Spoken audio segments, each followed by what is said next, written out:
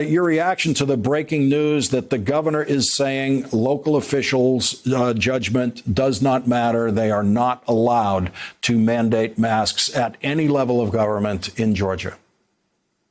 From the beginning of this catastrophe, Brian Kemp has demonstrated he has absolutely no competency in this process. This is the same man who didn't understand weeks after the world knew that asymptomatic people could spread the disease.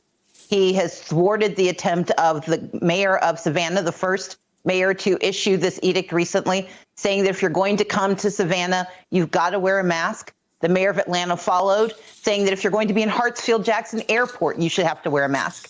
And what he continues to do is downplay not only the challenge to Georgians, but the deaths of Georgians.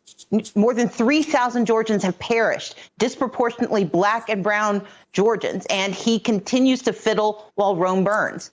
This is not a man who's capable of leadership, but he is following the lead of the incompetency and the immorality of the president of the United States.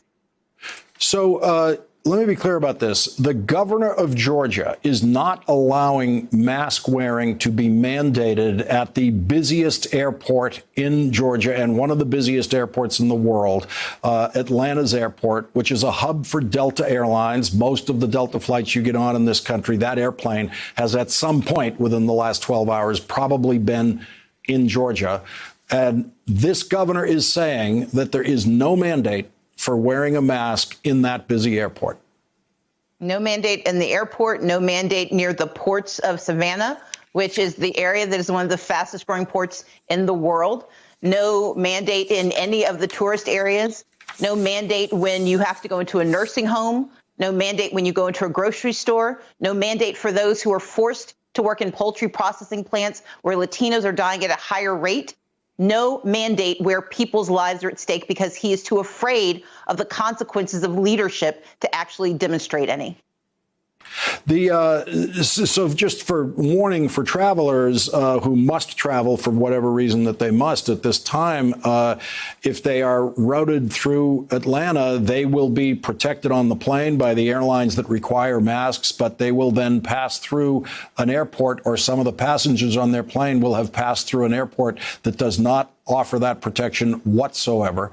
And this is something that this governor is absolutely adamant about.